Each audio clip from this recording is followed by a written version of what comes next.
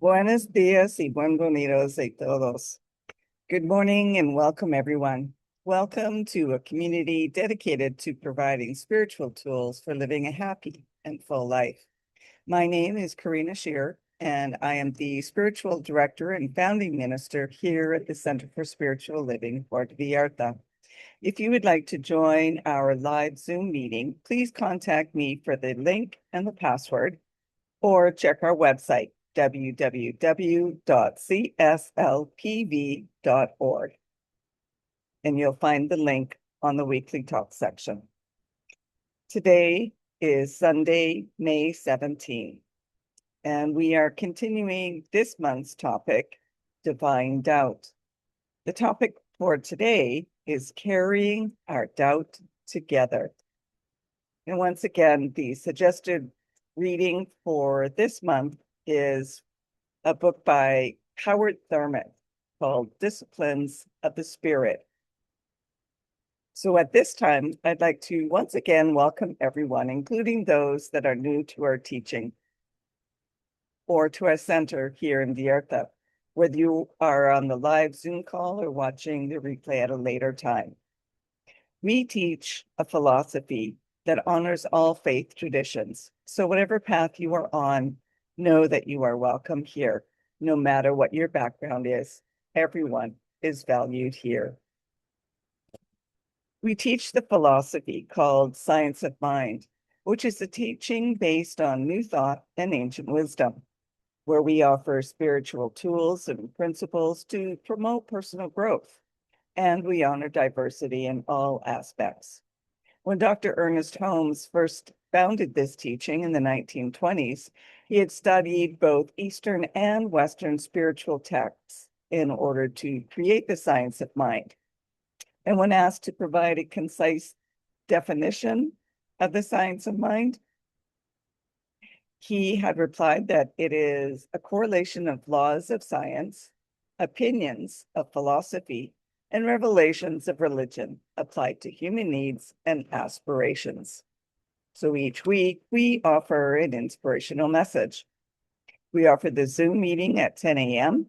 and also meet Sundays in person at noon.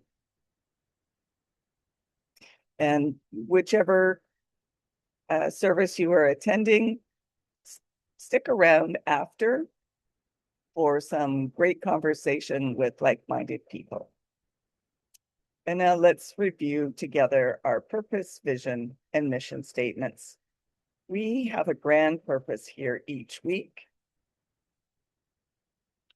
and that is to awaken and celebrate diversity and to love and serve our community. We do this by means of our vision, creating the life you desire. And this is supported by our mission to provide spiritual tools for personal growth and transformation. And more on all of these can be found on their own drop-down menu on our website. And now let's together gently close our eyes and take these words as your own. The only life there is God, and that life is my life now. There is one mind, and I unify with that mind as I speak words to heal my world of affairs. I refuse to believe an experience of fear is necessary any longer for me to experience divine power. I accept that I am bold, brave, and sure of my purpose to divine power. Pardon me, to express divine power.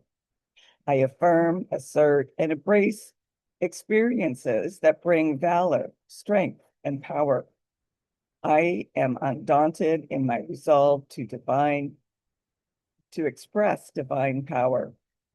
There is that which is within me that is dauntless, bold, and sure.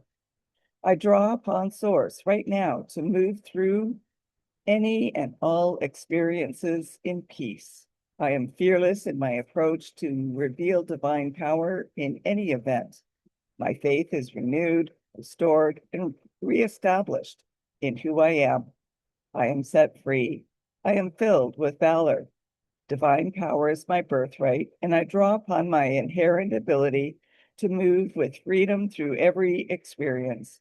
I draw upon my inner resources to express all of life. My faith is sustained by my trust in who I am. I trust the power and conviction of truth. I am thankful that this is so, and I release it to the law, and so it is. And that was a reading from May 17th, 2014, from the Creative Thought magazine. And that was originally submitted by Reverend Dr. Alma Marie Stevens from Hollywood, Florida. And in his book, Howard Thurman wrote this: there is a fellowship of suffering as well as community of sufferers.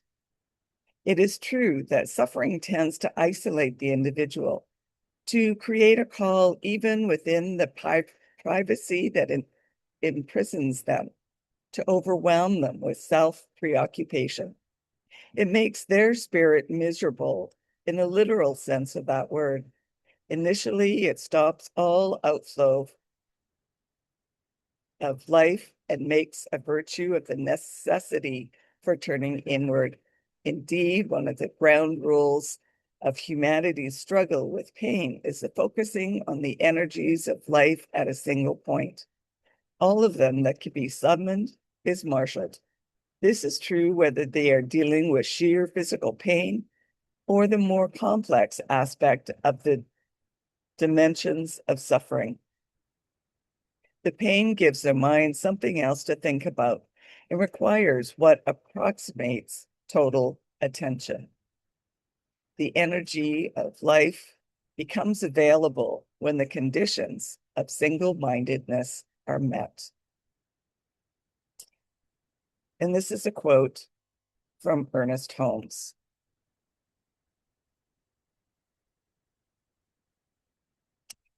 He said, "Spiritual experience is deep, calm, and assertive. It is the result of actually realizing that presence which binds all together in one complete whole. This experience comes in the stillness of the soul, when the outer voice is quiet, when the tempest of human strife is abated.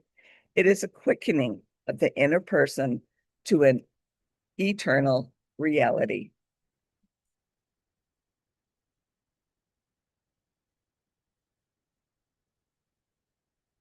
So spiritual experience often comes when the conditions of single-mindedness are met, meaning that when something has happened which allows us to focus on one thing and one thing only, we often then get the spiritual answers or experiences that we are looking for.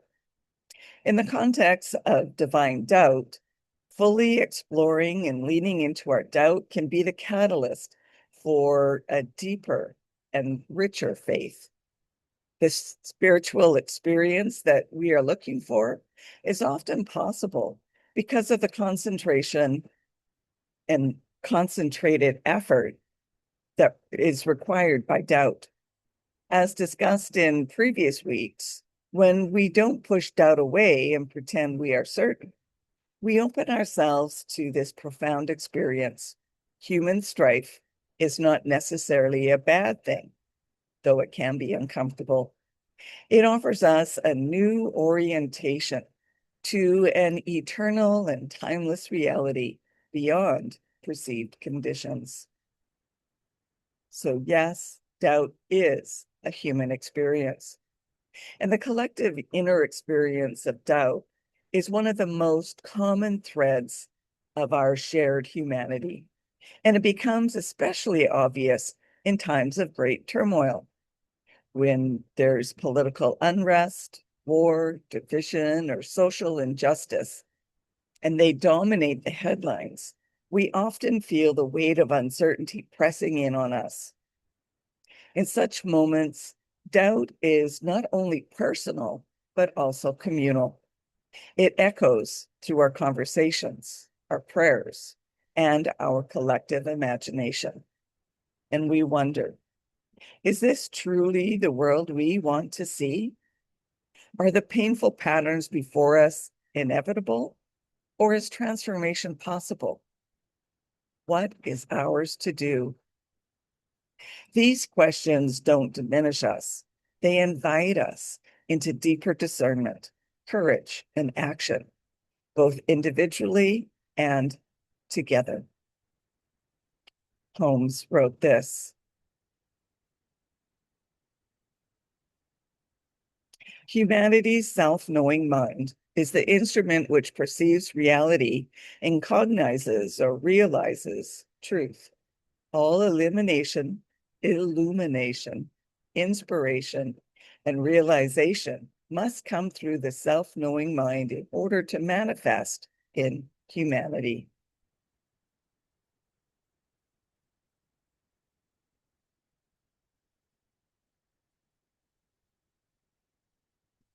The collective inner experience of doubt is just as natural as personal doubt, yet it's often more visible and socially shared, shaping the way communities grow and evolve. In the spirit of being open at the top, bringing our doubts into conversation allows us to connect with each other more deeply, recognizing that our uncertainties are not isolating, but communal. By sharing and exploring our joint personal doubts, we create fertile ground for spiritual development, both individually and collectively. For the ongoing health and growth of each community as a whole, honoring and permitting doubt is not a weakness, but a necessary starting point. It invites reflection, dialogue, and a deeper engagement with our shared spiritual journey. Doubt is like a fog settling over the path. Alone, it can feel disorienting. But when friends walk side by side, each carrying a lantern, the fog becomes less threatening. No one sees the whole way, yet together there is enough illumination for the next step. And often the companionship matters more than the certainty. In This Thing Called Life, Holmes wrote this: we are to come to life not dragging our burdens and woes to hurl into the face of the infinite, but gently we are to lay them down at the altar of our faith as we turn from the valley of our previous despair.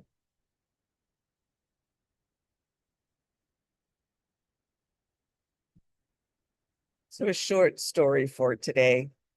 A man was walking down the street when he fell into a deep hole. The walls were so steep that he could not climb out. A doctor passed by, and the man called out, "Help me, I'm stuck down here." The doctor wrote a prescription, tossed it into the hole, and walked by. A priest came along, and the man shouted, "Father, I'm down here. Please help me." The priest wrote out a prayer, dropped it into the hole, and moved along. Then a friend came by. "Hey, Joe, it's me. I'm down in this hole." Without hesitation, the friend jumped into the hole with him. The man said, "Are you crazy? Now we're both down here." The friend said, "Yeah, but I've been down here before, and I know the way out." Bell Hooks wrote this: rarely, if ever, are there any of us healed in isolation. Healing is an act of communion.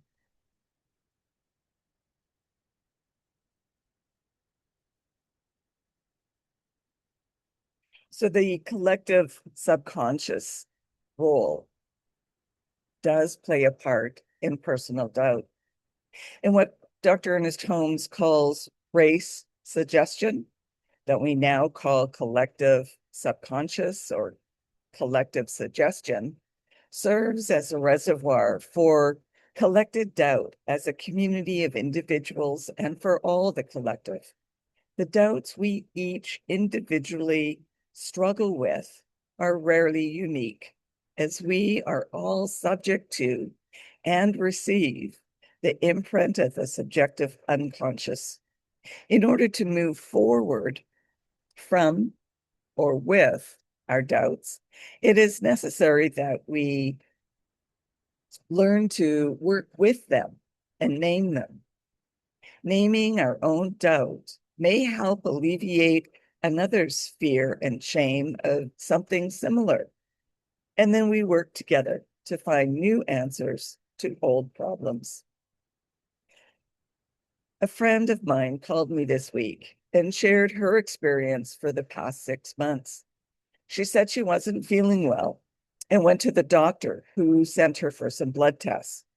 Upon receiving the results, the doctor prescribed a medication. My friend doubted the doctor's ability to properly diagnose her and sought a second opinion. The second doctor confirmed the diagnosis and prescribed the same medication.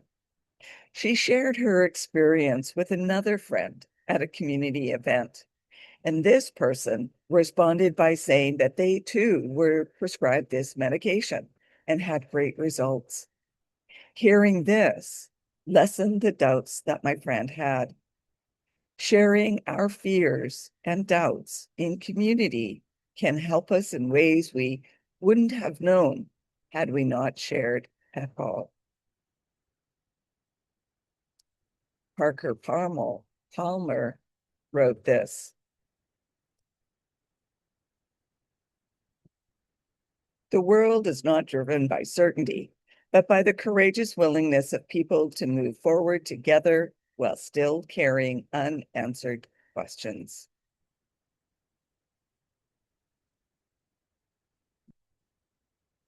So rather than turning away from our collective personal doubt, we are called to embrace doubt as an opportunity to dive deeper into the most pressing questions that we as individuals and communities share. Often, the irritation of a persistent doubt or other concerns provide the motivation and focus that's needed to understand, explore, and grow, both individually and together.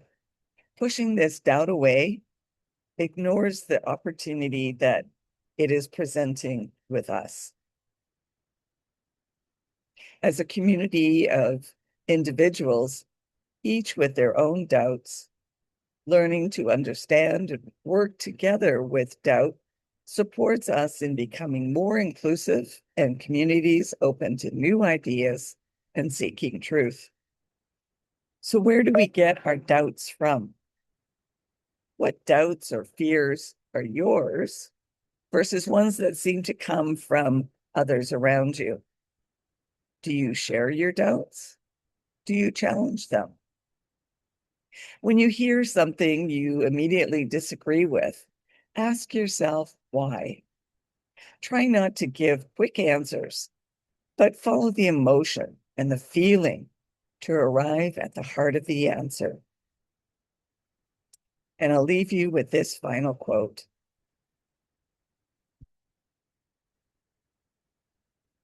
"Be patient toward all that is unsolved in your heart and try to love the questions themselves." And that leads us to our affirmation for the week. I share the power and potential of collective curiosity.